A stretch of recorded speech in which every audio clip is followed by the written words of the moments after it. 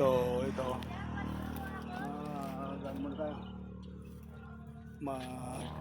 Magpipiko muna tayo ng ito na yung ano. Magpipiko muna tayo ng ipe-prepare natin yung ating plat.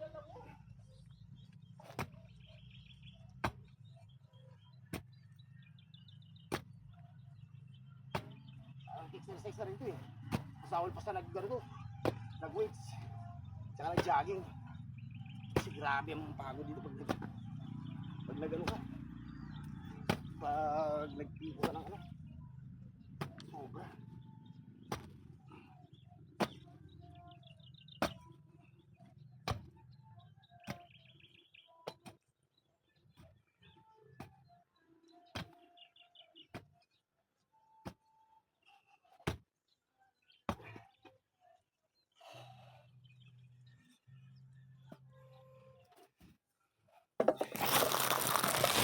So yan, prepare ko din eh.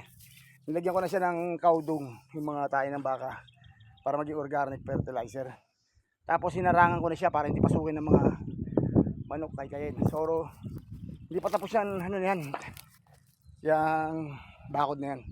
So maliit lang siya pero marami nang may tanim yan. Okra, talong, kamatis, sitaw, masarili lang, talbos, na kamote. So that's it for today.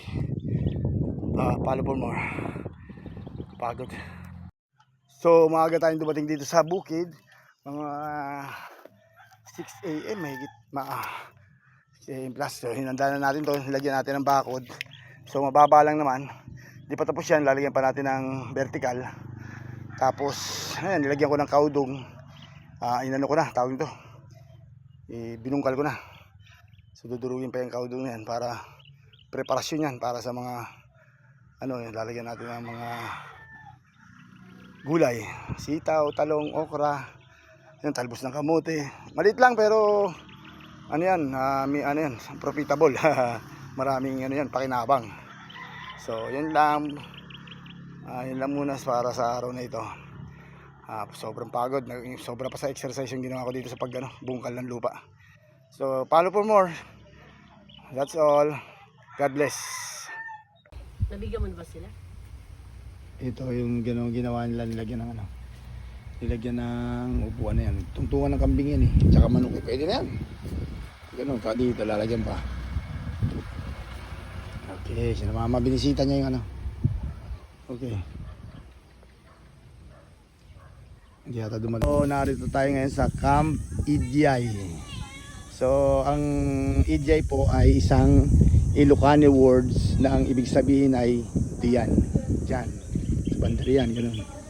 So ayan, kita yung Bukaw River sa may lugar ng Tanan. Ayan yung Bukaw River, papuntang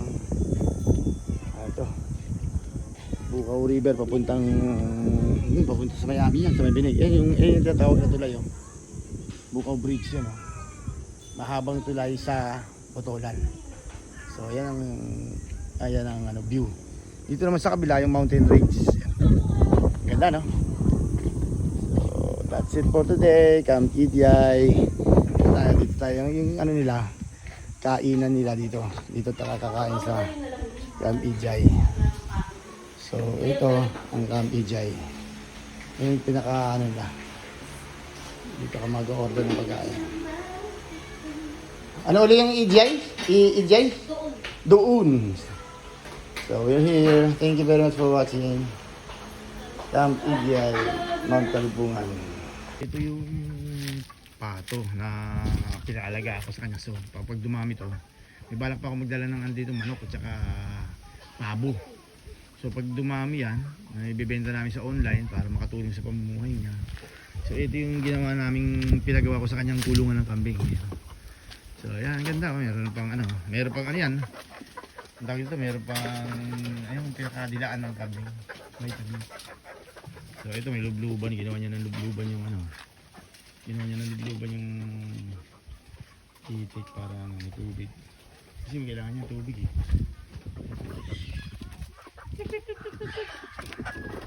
Yan ang bahay niya.